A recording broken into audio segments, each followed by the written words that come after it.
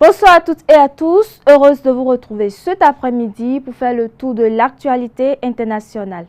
Au sommaire de ce journal, au Sénégal, Emmanuel Macron critiqué après une interruption au sommet Africa Forward. Au Kenya, Emmanuel Macron plaide pour une nouvelle relation économique entre la France et l'Afrique. Et puis au Ghana, 300 ressortissants seront rapatriés après des violences xénophobes. Apprendre chauffeur, c'est le sentier. Oui, c'est le sentier.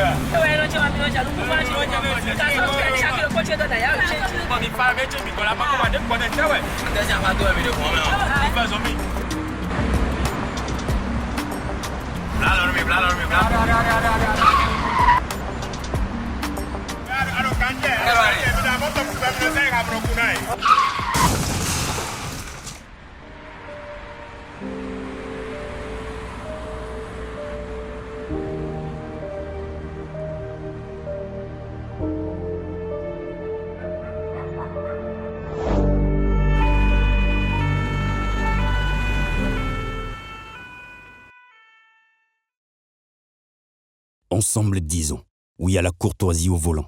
Stop à l'excès de vitesse, à la distraction au volant et à l'incivisme sur la route. Tu viens d'avoir le bac ou tu veux te reconvertir dans un domaine d'avenir, faire le choix du numérique et rejoindre l'école supérieure d'administration, d'économie, de journalisme et des métiers de l'audiovisuel ESAE. De nouvelles filières sont disponibles dès cette rentrée: informatique et multimédia, informatique industrielle et maintenance, réseau informatique et télécommunications, système informatique et logiciel, sans oublier les filières initiales: administration générale, administration des finances, administration des affaires, sciences juridiques, sciences économiques, sciences de gestion, journalisme et métiers de l'audiovisuel. ESAE est disponible sur 4 sites: Cotonou-Badjoumendé, Cotonou-Akpakpa, Abomey-Calavi et Parakou. Pourquoi choisir l'ESAE? Des formations conçues pour le marché de l'emploi, des enseignants expérimentés et passionnés, des infrastructures modernes avec équipement de pointe, des opportunités de stage et d'emploi garanties. Les inscriptions sont en cours et les places sont limitées. Ne rate pas ta chance.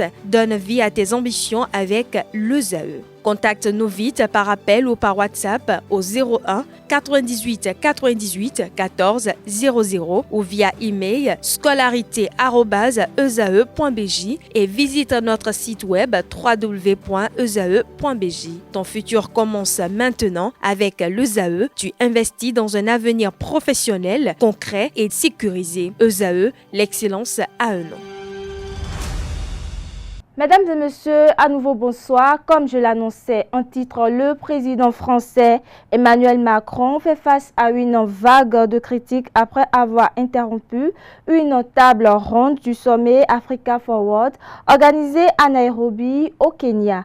Le chef de l'État français a demandé le silence du public en pleine intervention, une scène largement relayée sur les réseaux sociaux et dans plusieurs médias africains, notamment au Sénégal. Excuse me, everybody. Hey, hey, hey. I'm sorry, guys. Le président français fait l'objet de vives critiques après son intervention lors d'un panel organisé à Nairobi au Kenya, en marge du sommet Africa Forward. Emmanuel Macron a pourtant été applaudi par une partie du public après avoir réclamé du silence lors d'une conférence. Mais une fois la vidéo diffusée sur les réseaux sociaux, le recadrage présidentiel a suscité des commentaires beaucoup plus partagés. Au Sénégal, des voix s'élèvent pour fustiger cette intervention jugée colonialiste du chef de l'État français, par ailleurs coprésident de ce sommet. Sur place, Macron semblait intervenir en raison du bruit qui empêchait le bon déroulé des échanges lors d'une conférence d'acteurs culturels et d'entrepreneurs africains. Il avait fait irruption sur scène pour ce qu'il a qualifié de total manque de respect. Emmanuel Macron s'était auparavant décrit comme un panafricaniste lors d'une conférence de presse. Le sommet qui s'est achevé mardi avait pour but de présenter la nouvelle politique de la France pour le continent, un changement par rapport à l'ancienne puissance coloniale, perçue comme dominante, vers ce que Paris décrit comme un partenariat égalitaire. Au Kenya, le sommet Africa Forward s'est tenu du 11 au 12 mai. À cette occasion, Emmanuel Macron a plaidé pour une nouvelle relation économique entre la France et les pays africains basée sur les investissements et les partenariats économiques. Cette rencontre a réuni plusieurs dirigeants, investisseurs et acteurs économiques africains et européens. Suivons ensemble. 23 milliards d'euros, c'est le total d'investissement sur le continent africain annoncé par le président Emmanuel Macron en clôture du sommet Africa Forward. Point fort de la tournée africaine du président français, la réunion a rassemblé une quarantaine de pays africains à Nairobi, au Kenya, au cœur du programme des débats sur la jeunesse, le sport, la culture, mais surtout les affaires. Le président français a annoncé 14 milliards d'investissements issus d'entreprises françaises et 9 milliards de compagnies africaines. À un an de la fin de son mandat, il tente de soigner son bilan en posant les bases d'une nouvelle relation avec le continent. Objectif, s'éloigner du système de France-Afrique basé sur des relations privilégiées et souvent inégalitaires entre l'Hexagone et ses anciennes colonies pour réparer ses liens avec l'Afrique. Les relations avec l'Afrique francophone se sont en effet refroidies ces dernières années, particulièrement au Sahel. De plus en plus de partenariats avec la France, jugés trop contraignants, sont abandonnés au profit de la Chine ou des pays du Golfe. La tournée africaine de Macron ne se concentre cependant pas sur les anciennes colonies françaises. Après avoir commencé en Égypte, elle se terminera mercredi à Addis Abeba, en Éthiopie. Dans un autre registre à présent, le Ghana a annoncé le rapatriement de 300 de ses ressortissants après des violences xénophobes ayant provoqué une vive émotion dans le pays. Cette décision intervient après la diffusion d'une vidéo virale montrant un citoyen ghanéen agressé en pleine rue. 300 Ghanéens victimes des violences xénophobes en Afrique du Sud vont être rapatriés d'urgence. Une décision annoncée par le ministère des Affaires étrangères après que des centaines de personnes se sont enregistrées auprès de la Haute Commission du Ghana à Pretoria. Un Ghanéen dont la vidéo virale le montrant se faire tabasser en pleine rue est rentré au Ghana mardi. Son calvaire, filmé et partagé des millions de fois sur les réseaux sociaux, avait déclenché une onde de choc. Le Ghana et le Nigeria avaient en signe de protestation convoqué les ambassadeurs sud-africains pour exiger l'arrêt immédiat des violences contre les étrangers. Pourtant, les autorités sud-africaines refusent le terme xénophobie. Et pendant ce temps, les marches anti-étrangers se multiplient et les agressions aussi. Dans le même temps, la Cour constitutionnelle sud-africaine a rendu une décision en matière d'immigration, estimant que des réfugiés dont une première demande d'asile a été rejetée ne peuvent pas rester dans le pays tout en introduisant une nouvelle demande. Plusieurs personnes ont perdu la vie dans ces violences xénophobes. En Haïti, à présent, les habitants du quartier de Cité Soleil, dans la capitale Port-au-Prince, ont manifesté mardi pour réclamer la protection du gouvernement face aux violences des gangs armés. Des affrontements survenus durant le week-end ont contraint des centaines de personnes à fuir leur habitation.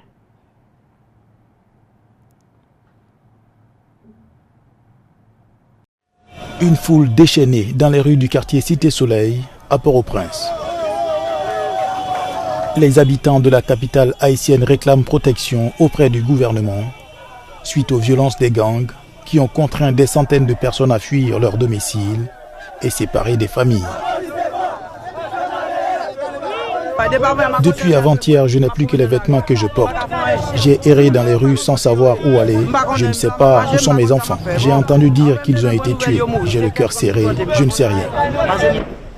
Certains manifestants attestent les crimes crapuleux commis par les membres de bandes armées qui font la loi à Haïti depuis des années. Ce décor apocalyptique témoigne de l'horreur absolue. De retour à la maison, certains découvrent le chaos. Samedi, ils ont tué 3 personnes devant nous. Nous avons résisté et nous sommes restés dans les parages. Dimanche, vers 18h, ils ont attaqué le quartier et ont commencé à incendier les maisons, à tuer les animaux et à décapiter les gens. C'est grâce à nos jambes que nous avons pu nous sauver.